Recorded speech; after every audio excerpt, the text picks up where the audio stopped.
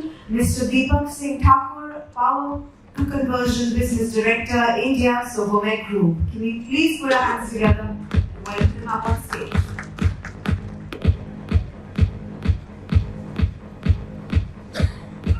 Welcome, sir.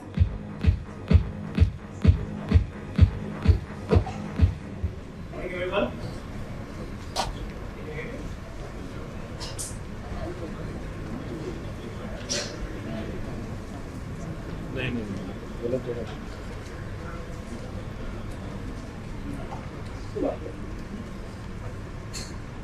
So good to see a lot of audience here today, and warm welcome to all of you, and thanks for investing your time.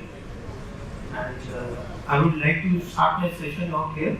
I am only going to talk about some innovative ideas what we feel that global data center companies are doing to innovate in terms of reducing the capex and opex in the long run. This slide I have in my 24 years has never been able to create a precise data, because whenever I create one data, there is another data which is complicated. So for my side of the data shows around 12% CAGR growth. Some data I saw today also 30%. So yes, the market is growing, that's true. How much it is growing, all the reports will have a different data. And the reason behind it is also because of the digital transformation which is happening, and also shift towards cloud-based solutions. And we see today also, I saw a lot many new data center companies here. Every time I come, I see new players already there in the. So there are a lot many new global players also coming in India and expanding. So what are the implications of this for the existing players as well as the new players which are coming in? So first is price pressure due to too many players. Of course, like we face the same challenge. We have too many UPS players in the industry. So we have the similar challenge. Now our customer is also facing the same challenge. Increased rack density, so more capex investment is required. We started with, I used to see 2 to 3 kilowatt as something as a starting point, then 6 and 5 was high density those days. I'm talking 15 years back. Now 10, 15, 20, the densities are becoming very high. Energy cost, of course, is the main challenge which everybody is going to face. Return on investment, whosoever have met the stakeholder teams, they always have this challenge which is there. Flexibility grow as per customer demand. So customers are also coming with different kinds of demand, different kinds of architecture, redundancy, levels of SLAs and all. So that is also putting a lot of pressure. Project timeline pressures. So too many players and too many projects at the same time. So there are a lot many timeline pressures also working. Of course, OPEX pressure because of all the factors which we are seeing. And last but not the least is sustainability, because too many players are already there. How to be sustainable in this business?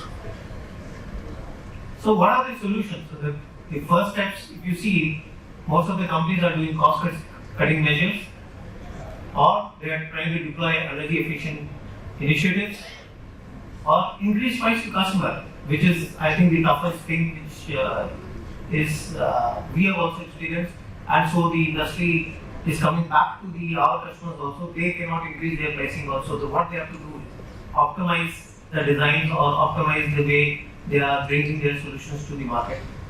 Or slow down the investment, which of course is not the right criteria, because we saw the market is growing. So what are the alternate solutions? Alternate solution, what we think is to deploy innovative design architectures in line with global trends. It's not that we are sitting in our boardroom and creating some solutions. These are solutions deployed and successful, which is bringing low cost of, I would say, in terms of the capex and opex to the customer. And that's what my topic is today, and I'm going to touch base on that. So for this, I will try to take an example, a case study of say 2.4 megawatt of particular floor. This is a typical floor most of the customers have. Either they have 2 megawatts data house, multiples of them, or they have 2.4, 1.8. The design might change. But I am taking an example of a 2.4 megawatt 3 data house in a particular floor. So what is the highest redundancy alternatives? So today we talk, most of our customers, they have to give an SLA which is 2N at each rack. So you are supposed to give 2 live power points to each particular source of the rack. And the traditional way what we have done and we have deployed and seen is that you have a 2.4 megawatt particular data hall with feed and feed B. You have been fed by 2 sources.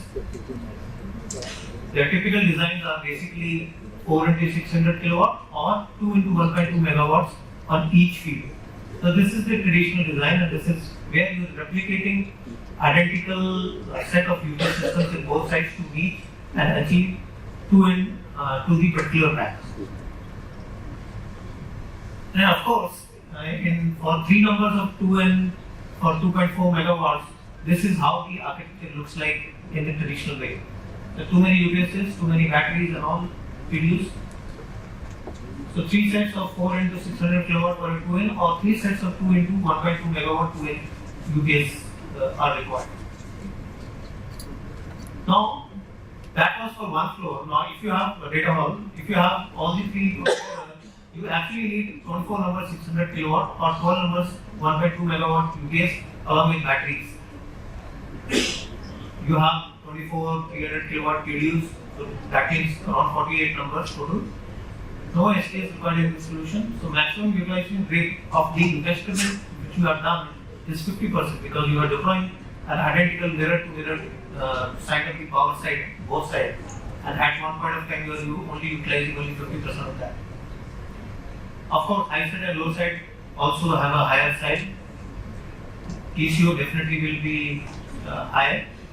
CAPEX and OPEX intensive designs, these designs will need to replicate both side of the field identical. So you need to have double investment. So what is the new innovation we are talking, which the global leaders are also deploying, and which we have seen that most of our Indian data center companies are also trying to adopt in India. In Socomec, we call this as 2 technologies concept of catcher.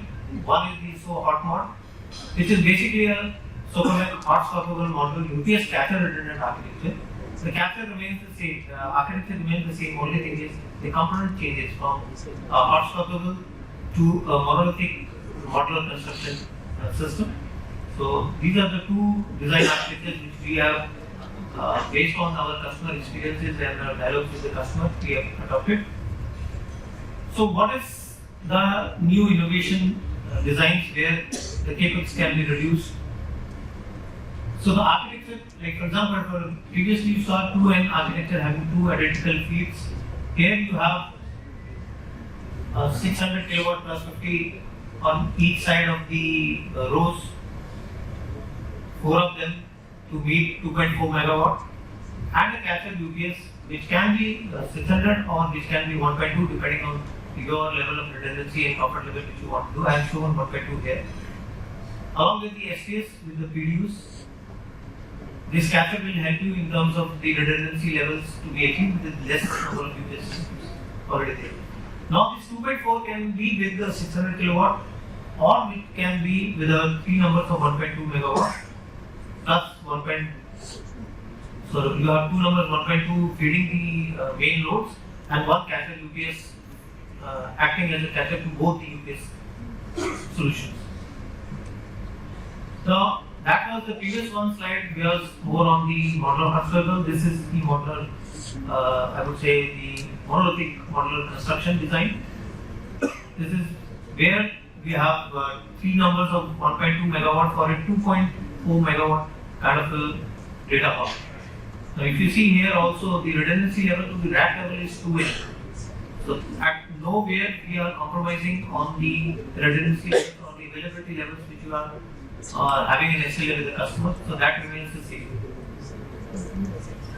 Now going to the 3 number 2.4 megawatt. So now the solution becomes more, I would say, less CAPEX intensive or less complex in terms of UPSs. Here I have shown 2 numbers of 1.2 megawatt as a catcher for 3 data halls.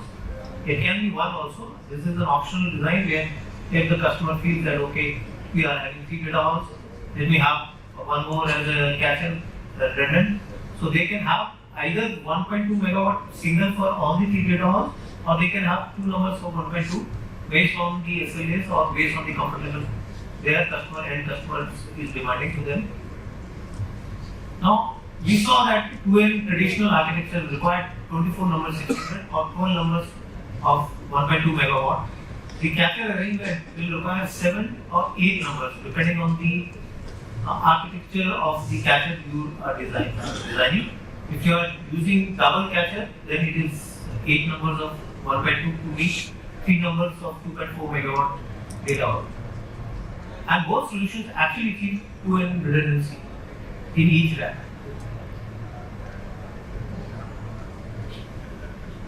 So what is the difference here? We saw that now if you are having an architecture where you are using 600 kilowatt, then you have 12 numbers 600 kilowatt and one number 1.2 megawatt as a catcher plus the battery, or 7 or 8 numbers of 1.2 megawatt, which in the previous slide I just explained to you also. And of course the PDU ratings will remain almost same. Only thing is you can change the rating to a higher set of rating of 600, and then the new investment which is required is of course an STS, but it at the expense of reduced UPSs, batteries and cablings. So maximum utilization rate now you see is you have achieved 75% of the investment you have done on the critical power. Earlier you were only able to utilize 50% of the investment which you were making. Now at least 75% of that investment you are making for your business. High side and low side will also have a medium capex design requirement as compared to the traditional 2N. Lower TCO because the capex will be lower. Of course, reduced UPS means OPEX is also lower, so better ROI also. How does it work? So it is basically just a schematic to explain this particular solution. If you see, you have the STS along with before the PDU at the output of the UPS systems, and each load is powered by 3 UPS systems. Basically, 2 UPS systems are the primary source, and the third is the catcher, which will only act when any of the one UPS goes down. Now, in an abnormal condition, what happens is the main catcher takes over that particular field, and the redundancy level at the rack is always maintained. So, what is the summary of this entire solution? The summary is that if you want to see traditional 2N architecture, that's known in our industry as the highest redundant architecture. So, reliability wise, 2N architecture is the highest level of redundancy we are talking. So is the other catcher redundants also. If you compare to the availability in terms of both the architectures, it is almost similar. So there is no change. Maintainability wise also it's similar. Efficiency wise, now efficiency wise you have a bigger gain because it's a catcher redundant and you are working on operational side of each UPS at least running on 60% or more than that. So you have a better efficiency as compared to the traditional 50% loading by default on each feed. So the efficiencies are low. Scalability wise also, if you have upgraded 2N, you will really have to upgrade 2 sets of UPS systems on both feet. With a catcher, you can add 1 UPS and have the same catcher and again scale up. So those kind of scalability benefits are also there. Resource utilization we already saw. We are able to utilize from 50% to 75% now. Capex efficiency, lower capex required because less number of UPS, batteries, cablings, and many other associated. I think there are so many battery monitoring solutions also when you add batteries. So all those things, if you see, the capex investment is quite low, and of course ROI effectiveness is low. Now in a 2-way traditional design, we saw that for a 7.2 megawatt IT load, in traditional you actually required 14.4 megawatt of UPS installed capacity plus the batteries, which is twice the installed capacity requirement for a target of 2N power to each rack. Now what we saw, the catcher redundant design will give you the same 7.2 megawatt IT load with if you go with double catcher, 9.6 megawatt of UPS installed battery plus batteries, which is almost 1.33 times the installed capacity. So you're actually reducing almost 50-60% on the UPS front where you go with the catcher. Now what we have seen is just the tip of the iceberg. What we saw was reduced UPS, reduced AMC and replacement costs, reduced batteries, of course reduced battery replacement also, increased efficiency and also utilization rate is increased. However, if we work with the client together, there is a lot of other benefits we have seen when we explored with our customers for these kind of architectures. You see, there is a lot to unearth for every customer for this adopting this design. Impact on the gain transfers, quantity and sizing, which can be also further come down. Impact on DD sizing ratings, you can optimize your DD sizing because the bus size is reduced. Cooling impact in UPS rooms is also one of the impacts. Cable sizing reduction will be there. HTLP channel cables, efficiency will improve, so of course the PU will also be improved. Footprint in the gray space, so less number of UPS systems, so less number of gray space required and more available space for the white space. And of course, the 10-year TCO can be seen from the traditional 2LM design to this design. So what we propose is basically to have a more dialogue in terms of adopting this technology, and we can be available for this discussion as and when required. So what is required in this particular parameter? What are the parameters which we have to see for shortlisting a partner? You have to see the components which are provided are of high redundancy.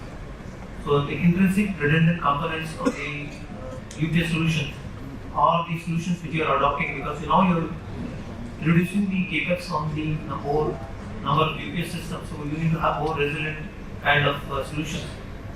Low fault propagations among the UPS designs. In my designs which I showed, there was no single paralleling which we had done in the two UPS systems except for the catchment. So there is no single point of fault propagation, which in a general 2N architecture you parallel the UPS system, so there is a chance of fault propagation from one UPS going down to an entire bus going down. Highest MPBF components, lowest MTTR components, highest efficiency, and of course worldwide experience in delivering these kind of solutions. Best in class is the main point out here is when you adopt this technology, you have to look into the technology of the SCS, because that's where your redundancy levels is lacking upon and ease of material. So we feel that at Socomec we have these solutions available, and we have these products also showcase some of them here. I would request all of you, once you have time, please visit us there also. And why Socomec? Not many other companies are there, everyone you can go. Socomec, actually we invest around 8% of our R&D sales revenue on our R&D, which helps the global data centers. We are working on this concept with many of the global data center customers, and some of the products are the outcome of our discussion with those customers. And we have helped them to achieve the highest availability, reliability, energy efficiency with our expert power solutions which we have. And I think together, if we sit together on a solution, we can help you in providing more resilient solutions which can be more profitable and long-term sustainable. Now, if we have to achieve more from less, of course you have to have the concept that you need to have more resilient one than the more which you have earlier had. So we are today introducing our worldwide product which is designed and engineered in France, and today we are proud to say that we are launching Delphi's Axle UPS 1 megawatt and 1.2, which is now proudly made in India. And this particular UPS system is basically having 250 kilowatt power bricks, 3-level and 4-quadrant switching techniques, online double conversion with smart conversion modes also available. And all the performance parameters, I am not going to the details of this. The footprint is also small. We are proud to say that we just launched in the morning for India here itself in this this event itself, and we would like you to come and see and also experience the product features which we are bringing in. This product was launched in 2022 globally, and it was on the launch itself got the Frost & Sullivan Customer Value Leadership Award for innovation. Now, when I said if you are using less, then you have to have more resilient. So the resiliency part is I am trying to highlight here is this is not a monoblock UPS system, unlike a traditional monoblock where the dependency is on single component, and then if one component fails, everything goes down. So it is on a brick architecture which is there, and each brick architecture is I would say there is no fault propagation which happens to the other side of the brick. Even if one brick goes down, the ballast brick which is operational will give you the output of that particular thing. Say 1.2 megawatt, if 250 or 200 goes down, the balance will still give you 1 megawatt of output. So which will still be able to achieve the redundancy even if one of the brick goes down. And mechanical segregation for fault propagation, like I said, because we are not paralleling multiple UPS systems, so even if we are taken care within the brick architecture also that one particular brick having a failure, the other is isolated from that. So that fault is not propagated to the other UPS systems. What are the customer benefits of this UPS which we have launched today? Is that the efficiency is also higher. We can go up to 97% even at low loads, and that will give you operational so ease of maintenance because of the brick of architecture is there, so you can actually take out the brick and replace the brick in cold swap mode with this particular UPS system. Low MTTR because of course this is brick architecture, so you can keep one brick as a spare for multiple UPS systems, and your the operating cost is also reduced. High MTBF, the brick which we deploy are very high MTBF design, and space saving is of course what we are trying to show here. Of course, last 2-3 slides, I'll just skip these slides. The main reliability part which I talked about the design of the STS part. Socomec is the world leader in STS. We have solutions from rack mount to up to cabinet size also, or integratable chassis which can be integrated within your PDUs or within your panels also, which can be designed up to 1800 MPS of STS also we are adding.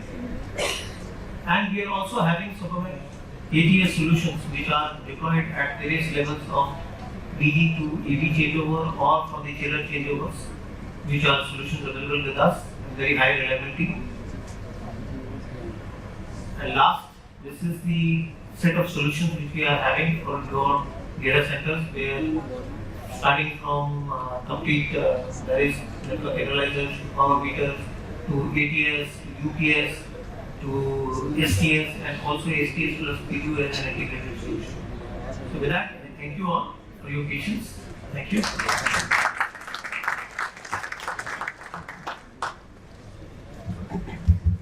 May I please request Ms. Shweta Parihar from W.Media to come up on stage and present a souvenir from Fuji to Mr. Deepak Singh Thakur, Power Conversion Business Director, India Socomec Group.